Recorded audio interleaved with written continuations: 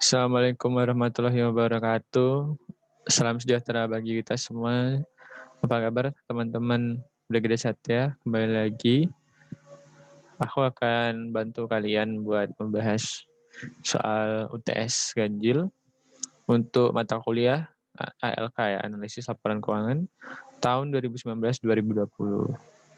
Nah, kita mulai dari soal yang pertama.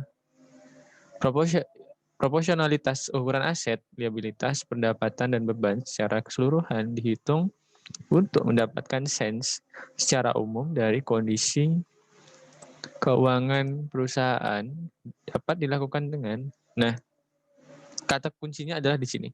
Ketika ada kata-kata proporsionalitas aset, liabilitas, pendapatan, dan beban, maka di sini pasti ada hubungannya dengan common size.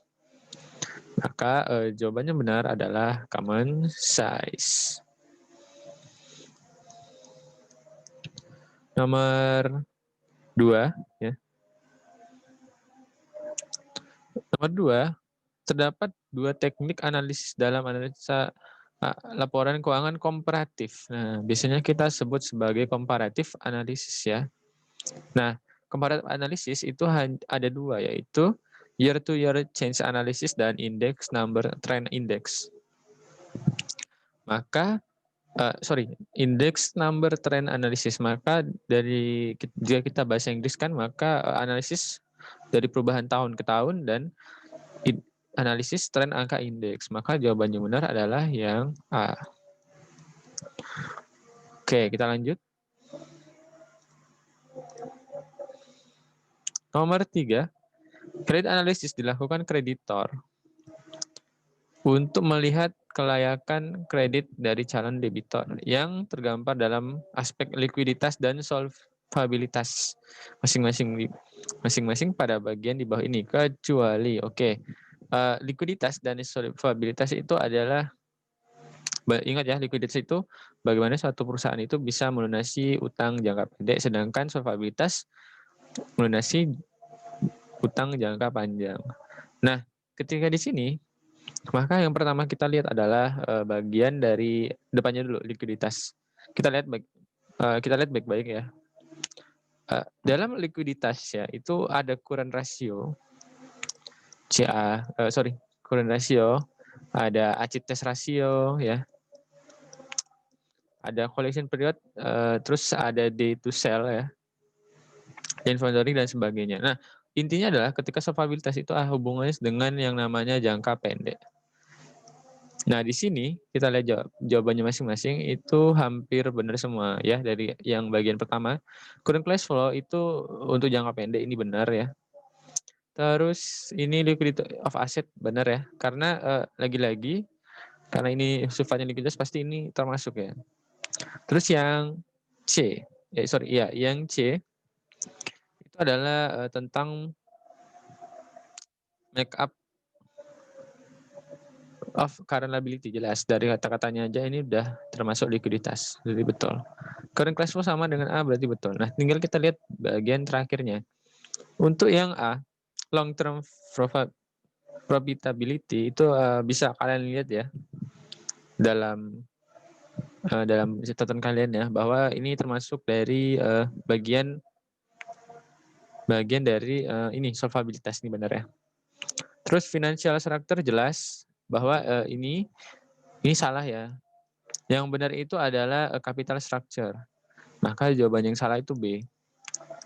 Nah, jangan sampai keliru ya, bahwa financial structure itu adalah termasuk dari liabilities plus equity ya. Nah, itu harus diingat ya. Tapi kalau capital structure itu beda. Nah, capital structure itu long term, ini liabilities tambah equities ya. Jadi totalnya, tapi kalau misalkan yang capital structure itu hanya long term ya, long term liability plus equity. Nah, ini jangan sampai ini ya, jangan sampai ke balik. Jadi jawabannya yang B, karena ini ada sangkut pautnya dengan likuiditasnya. Jadi jawaban B salah.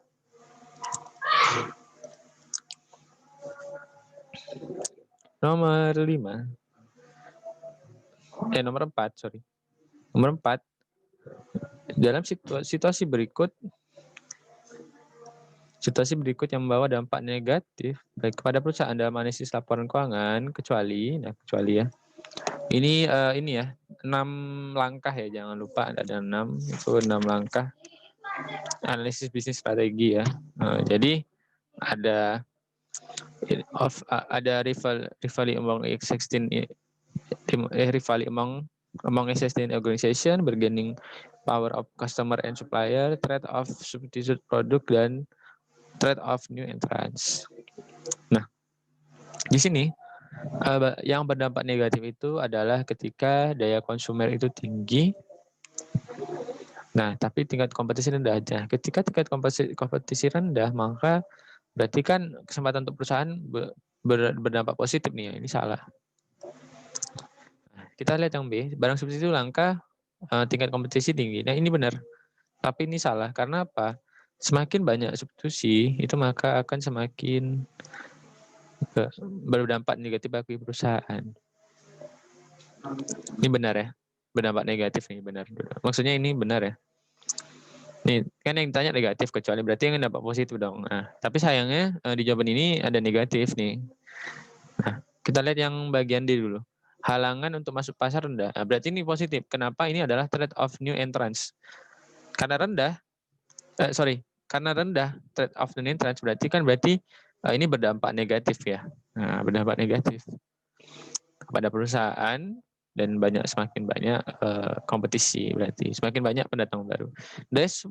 Daya tawar supplier yang tinggi, ya benar, karena semakin tinggi daya tawar supplier atau consumer, maka kita harus lebih konservatif karena itu akan berdampak negatif pada perusahaan.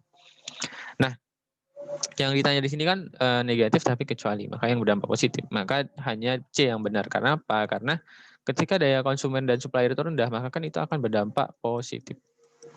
Nah, sedangkan yang ini positif dan negatif, ini positif dan negatif. Jadi enggak, yang ditanya kan negatif kecuali ya. Jadi jawabannya C.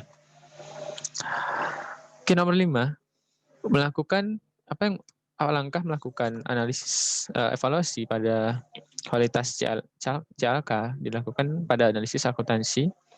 Setelah analisis melakukan evaluasi atas strategi akuntansi dari perusahaan.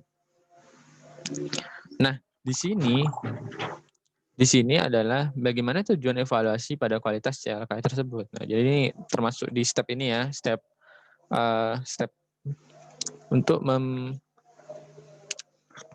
memeriksa ini ya, step untuk kemarin itu di pertemuan kedua ya. Bisa dilihat masing-masing itu langkah-langkah analisis akuntansi. Nah, itu step yang keempat. Nah, jadi step itu adalah bagaimana caranya untuk sebuah perusahaan itu bisa dicari distorsi akuntansinya. Nah, di sini untuk yang A itu sebenarnya adalah step yang kelima. Nah, step yang kelima itu adalah mengidentifikasikan red flag. Maka ini jawabannya salah. Nah, ditanyakan evaluasi kualitas CLK. Yang B itu lebih condong kepada step 1. Kenapa? Karena kebijakan utama itu pasti yang diidentifikasikan pertama. Maka ini juga salah. Tinggal C dan D. Nah, untuk yang C, sebagai dasar melakukan analisis pada bagian berikutnya, yaitu analisis keuangan bagian arus kas financializing. Nah, ini yang C itu lebih kepada undo distortion. Jadi ini 6 ya, langkah ke-6. Nah, berarti tinggal yang D. Mengonfirmasi hasil evaluasi strategi, apakah strategi akuntansi perusahaan menghasilkan distorsi akuntansi pada laporan keuangan. Nah, ini kan step sebelum step yang ketiga, yaitu evaluasi accounting strategi. Berarti kan step yang keempat itu adalah mengevaluasi kualitas CLK-nya. Ketika kita sudah sampai ke analis evaluasi accounting strategi, maka sudah bisa kita ke CLK. Jadi jawabannya adalah yang D. Nah, kita lanjut untuk nomor 6 dan 7. Nomor 6, bawah ini yang bukan merupakan insentif bagi lesi ya, atau keuntungan, kita bisa bilang keuntungan, gain, untuk yang menstrukturkan sewa sebagai operating list terkait dampak operating list terhadap neraca dan laporan laba rugi. Nah, ini gampang ya, jadi ingat ketika lisi itu mencatat operating list, maka raw ya. Kita flashback ke AKM, ini kan raw berarti tidak ada ya, non-exist. Dan list liability-nya juga tidak ada. Terus depreciation expense-nya otomatis tidak ada ya. Nah, depreciation expense-nya kurang. Nah, terus apa lagi? Nah, karena ini ya secara logika dari 3 ini kita udah bisa ngejawab antara pilihannya kira-kira mana yang bukan insentifnya. Pertama, yang A coba. Operating lease menyajikan kewajiban lebih rendah dari seharusnya dan tidak menyajikan pendanaan sewa dalam rancang. Betul. Jelas karena tadi ketika lease liability tidak ada, maka kan ada understate pada kewajiban. Ini understate ya. Nah, berarti ini jawabannya benar. Berarti salah. Maksudnya ini salah karena ini insentif bagi leasing. Operating lease menunda pengakuan beban dibandingkan capital lease. Nah, inilah dia depreciation expense-nya. Jadi menunda depreciation expense itu kan berarti dan tambahan bahwa untuk operating lease itu kan berarti dia memasukkan bunga ya, interest itu terhadap diincludekan kepada beban sewa ya, rent expense karena operating rent expense doang. Nah, rent expense itu ketika tahun pertama itu besar gitu ya. Ketika kita pakai pendekatan ini pengakun ya, pakai pendekatan beban, maka ini akan lebih tinggi pada tahun pertama. Tapi nanti tahun selanjutnya itu akan makin rendah. Berarti kan keuntungan bagi perusahaan. Nah, karena tidak ada depreciation, maka kan ada indikasi bahwa memang operating lease itu perusahaan itu dia sedang menunda bebannya. Maka jawaban yang B ya itu adalah insentif untuk lease, berarti salah. Yang ditanyakan bukan. Nah, ketika udah sampai sini, nah kita lihat yang C. Menjadikan aset yang lebih rendah dari seharusnya. Ya, karena tidak ada raw right of use of asset. Berarti kan tidak ada. Maka ini juga salah. Nah, berarti tinggal jawaban yang D. Operating lease menjanjikan kewajiban lancar yang lebih tinggi dibanding seharusnya. Ini salah ya. Ini juga ini benar ya. Karena apa? Ingat kemarin kalau misalkan ALP ya atau bisa kita bilang sebagai MLP itu dia kan ketika ada pengakuan di akhir tahun, maka nanti dia akan dijadikan sebagai lease liability tapi bagian ini ya non current liabilities. Nah, harusnya kan lebih tinggi ya, bukan lebih rendah. Lebih rendah ya karena tidak ada. Nah, karena ini lebih tinggi berarti ya ini jawabannya benar karena bukan insentifnya begitu. Oke, lanjut nomor 7. Distorsi aset disebabkan oleh hal-hal di bawah yaitu, nah kita lihat yang A, konsep pengadaan aset dilakukan lelang atau penjualan langsung pada vendor. Ini salah ya. Jadi ingat distorsi aset itu terjadi ketika distorsi aset itu terjadi ketika pertama, apakah perusahaan benar-benar bisa menguasai. Yang kedua, apakah ada future economic benefit. Nah, itu kuncinya.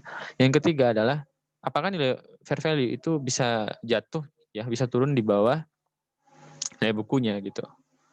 Nah, itu yang ketiga. Nah, kita lihat di sini pengadaan aset tidak ada hubungannya sama penguasaan future economic benefit atau fair value yang di bawah nilai buku. Ini salah. Yang B, konsep pengukuran manfaat ekonomi di masa lalu yang diperoleh dengan biaya riset yang dilakukan. Nah, mungkin kalau kalian nggak teliti, ini bisa jadi benar. Padahal ingat future economic benefit. Berarti kan masa manfaat ekonomi di masa depan. Ini salah juga. Berarti kan jawabannya ini salah. Cara yang D. Yang D tanpa kalian tahu ini pasti salah. Kenapa? Convertible itu adalah distorsi bagi ekuitas. Ya, ekuitas. Maka tinggal yang C.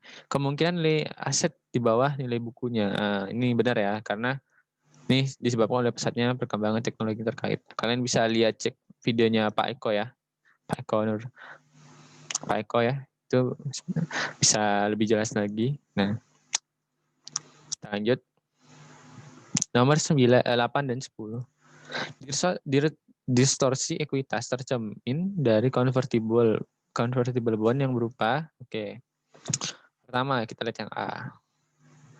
Nah, jadi convertible bond itu terjadi ketika pertama terjadi distorsi ketika pertama adalah convertible bond itu kan punya kupon. Nah, tapi kuponnya itu kan tidak merefleksikan atau bahkan lebih rendah dibanding bonds-bond yang sejenis di pasaran. Berarti kan tidak relevan gitu.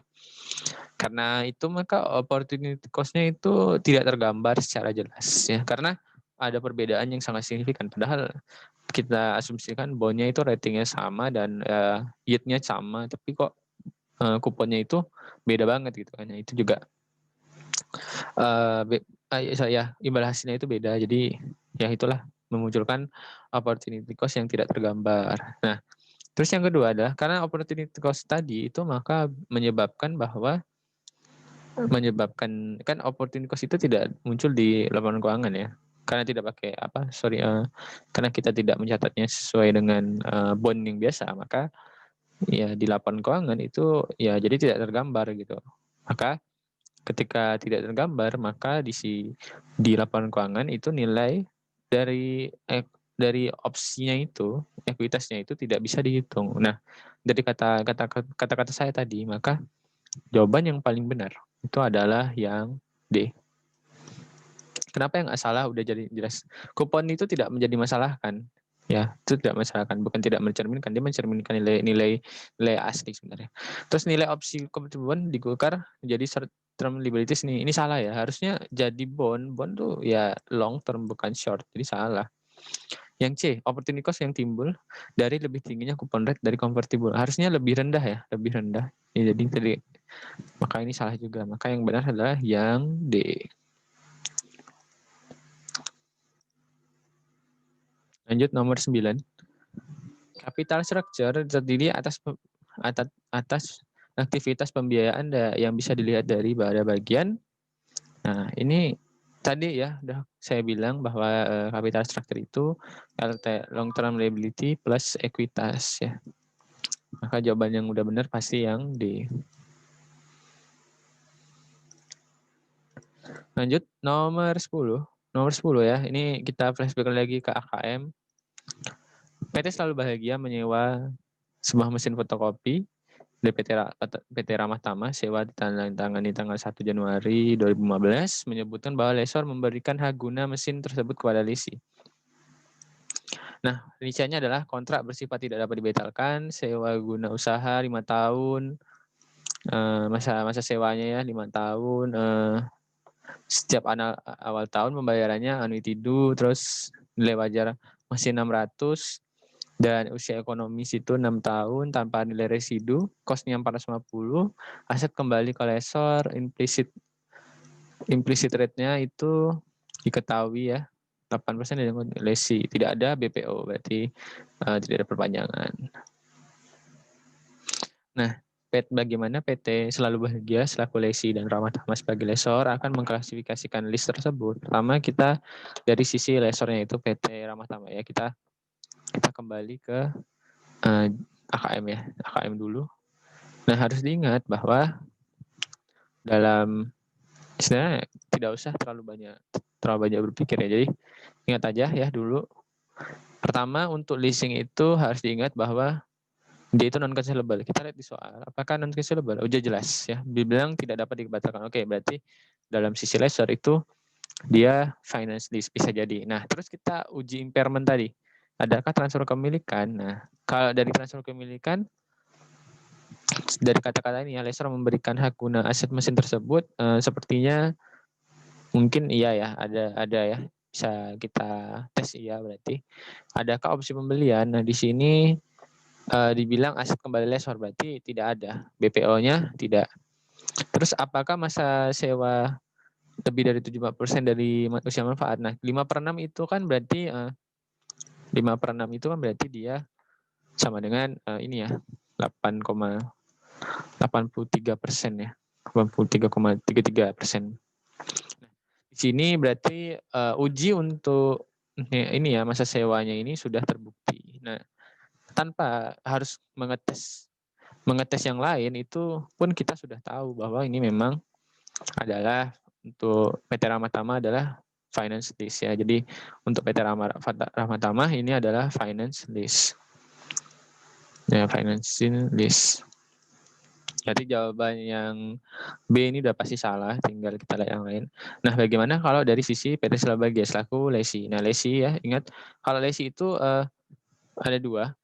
Yang pertama, apakah masa sewa itu lebih dari 1 tahun? Nah, harus kedua-duanya. Yang kedua yaitu apakah nilai sewa itu lebih dari $5.000 ya. Kalau misalkan kalian dicari ya, kalau sekarang kursnya itu mungkin senilai dengan 15.000, maka ya 75 juta. Nah, berarti apakah lebih dari sama dengan 75 juta? Nah, kita cek harus. Tapi kalau beda dengan list, kalau list kan jika salah satu terpenuhi maka ya sudah itu sebagai finalist list gitu. Nah, kita lihat ya di pertama apakah lebih dari 1 tahun? Oh benar, karena 5 tahun kan berarti ini sudah oke. Yang kedua, apakah nilai masa sewanya itu 75 apakah lebih dari 500 dolar atau 75 juta? Secara logika ya, kalau memang ini pakai rumus AKM kemarin, kalian coba ya di sini kalian cari ALP-nya atau cari present value-nya ya. Itu seharusnya ya, menurut aku ini sudah lebih dari 75 juta. Tanpa harus pun nyari, ini sebenarnya kalian udah logika pun juga ini pasti finance list gitu kan. Nah, karena itu. Jadi gampangnya adalah ini bagi PT Swabagia dan juga PT Ramatama ini adalah finance list. Maka jawaban yang benar adalah yang A dan juga yang D. Oke, lanjut.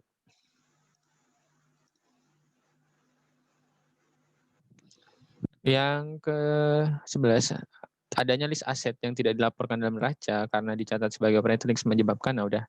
Dan ini menyebabkan adalah understated list tadi ya, aku udah jelasin di soal sebelumnya. Terus yang 12, PT Dewi Jaya merupakan perusahaan yang bergerak di bidang jual beli properti, memiliki aset sebesar 100 juta, dan memperoleh aset tersebut didanai utang, ekuitas, dan besarnya masing-masing 250 juta.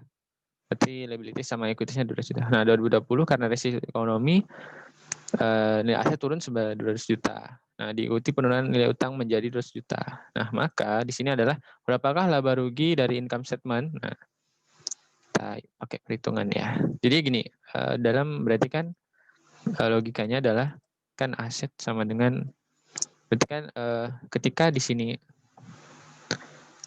adalah asetnya itu 200 ya. Kan aset sama dengan liability tambah equity.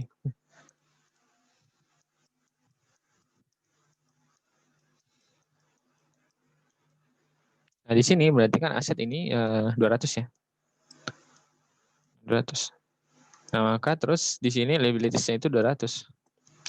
Nah, berarti ekuitasnya itu ya, itu 0. Nah, berarti di sini ada kan sebelumnya itu ini tahun 2020 ya.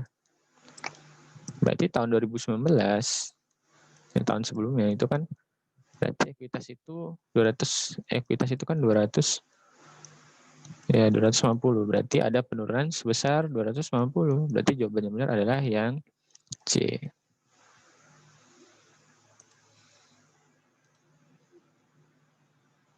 Oke, mungkin itu dulu ya dari aku.